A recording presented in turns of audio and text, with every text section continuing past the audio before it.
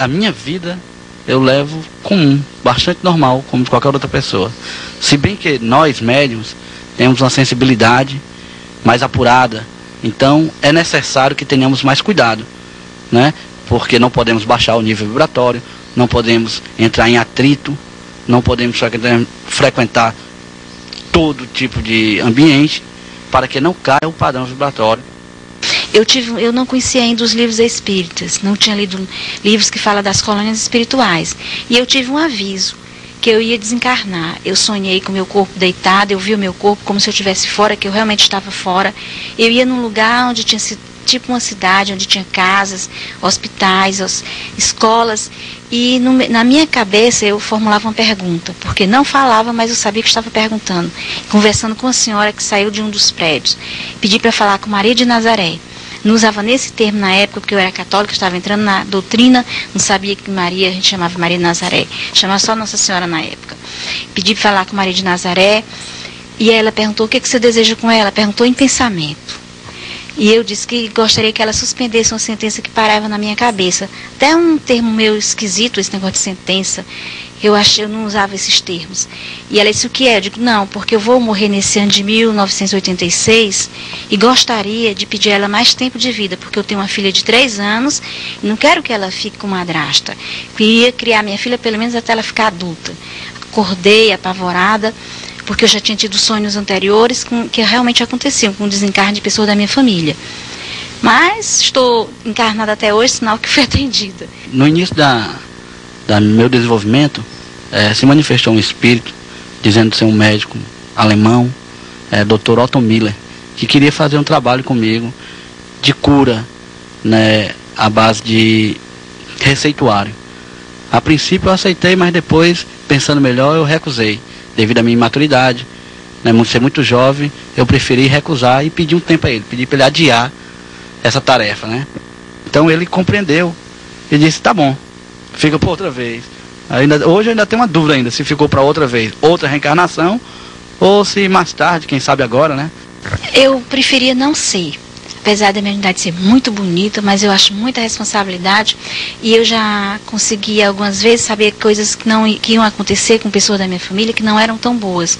E eu não gostei. Então eu saio alimentado. O que eu posso dizer é isso. É o alimento de sexta-feira, é a reunião mediúnica. Eu gosto de ser médium. Me preenche por completo a mediunidade. É uma atividade que eu faço com amor, com boa vontade. Então eu saio super aliviada.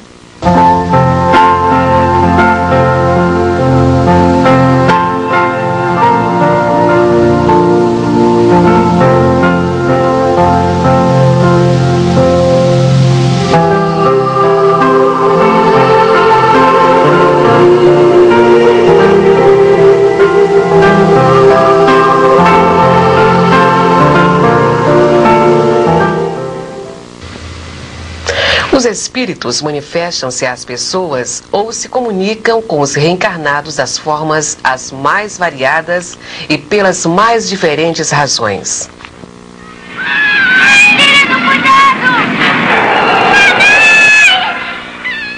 Estamos vendo aí uma cena do filme Poltergeist, o fenômeno. É apenas um filme como os muitos exageros que eles colocam, mas o fenômeno é real. Ninguém pode negar. E falando desse assunto, a respeito inclusive desse filme, Poltergeist, o que é que gera esse fenômeno, hein? O que é que provoca isso? São os espíritos? Olha, sem dúvida. Só que para produzir o poltergeist, eles se utilizam do ectoplasma produzido por um ou mais médiuns, que a ciência, nesses casos, chama de epicentro. Nos casos de poltergeist, também é comum a ocorrência do fogo, ou seja, a parapirogenia. E isto tem sido bastante pesquisado a nível científico. Nós temos aqui, nesta monografia do Instituto Brasileiro de Pesquisas Psicobiofísicas de São Paulo, a pesquisa realizada pela equipe do Dr. Hernani Guimarães Andrade sobre o poltergeist de Suzano, que ficou famoso pela sua virulência. O fato ocorreu no final dos anos 60, na cidade de Suzano, estado de São Paulo. Começou com pedras caindo sobre a casa da família Souza. Elas vinham a qualquer hora, quebrando telhas ou então caíam dentro da casa, atravessando o telhado, mas sem quebrar telhas nem fazer buracos.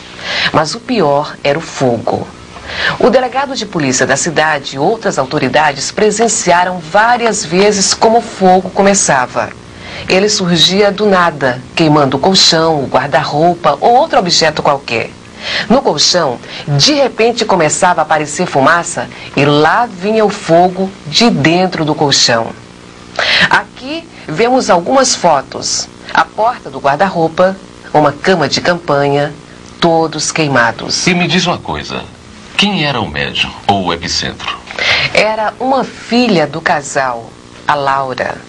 Nesta foto, ela está sendo entrevistada pelo Dr. Andrade. E me diz como é que foi resolvido esse caso? Como foi que eles conseguiram resolver isto? Bem, houve ajuda do Centro Espírita Antônio de Pádua em Mogi das Cruzes. Os donos da casa, senhor Gesiel de Souza e a esposa Ana Maria, procuraram ajuda naquele centro. E lá foi feito contato com um espírito que disse ser o provocador dos fenômenos. Estava a serviço de uma mulher que tivera um caso com o senhor Josiel durante 4 anos. Ao deixá-la para voltar à família, aquela mulher cheia de ódio jurou vingar-se e apelou para a macumba. Por coincidência, ela era médium num terreiro de macumba. Agora imagine você com quem é que ele foi logo se envolver. É verdade. O doutor Andrade, aliás, diz que o poltergeist geralmente tem por trás trabalhos de magia negra. Pois bem, nós já vimos neste vídeo uma manifestação pela psicofonia, aquela do Centro Espírita. Vimos esse caso de poltergeist. Quais são as outras formas de comunicação com os espíritos, ou melhor, dos espíritos? Ah, são inúmeras. Mas podemos citar, além da psicofonia e da incorporação, a visão e a audição de espíritos, a psicografia, a pintura mediúnica, a telepatia, como sendo as mais comuns. E isto sem falarmos nos contatos que fazemos com os espíritos e o mundo espiritual durante o desdobramento do sono e nas viagens astrais. Já a materialização de espíritos, ou poltergeist, os fenômenos de transporte, a xenoglossia, a escrita direta e outros, são mais raros. E existe também a TCI, ou transcomunicação instrumental, pelo qual os espíritos manifestam-se através de aparelhos eletrônicos. Outro dia eu estive vendo a reportagem sobre o Chico Xavier. E nessa reportagem ele estava dizendo que ele geralmente recebe mensagem de espíritos pela psicografia, com letra e assinatura absolutamente iguais àquela que esses espíritos que estão no mundo espiritual tinham quando estavam aqui em vida. Como é que se explica esse detalhe, essa narrativa sobre o que o Chico Xavier nos concedeu? É verdade. Há muitos livros trazendo mensagens psicografadas pelo Chico, como este aqui. Aqui vemos a letra e a assinatura de um garoto, Evaldo Augusto dos Santos, antes e depois do seu retorno ao mundo espiritual.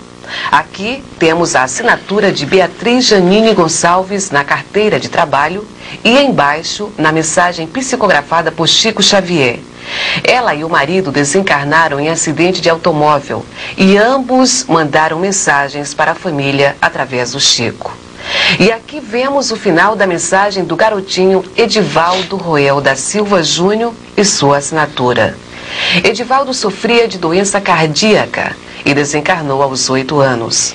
Observe o nome Edivaldo, escrito em maiúsculas, e os rabisquinhos na parte de cima do E. Esse detalhe sacudiu a emoção de toda a família, porque era exatamente assim que ele escrevia seu nome quando pequeno. Ele o escrevia no chão, nas paredes, onde pudesse, e sempre enfeitando o E com aqueles rabisquinhos.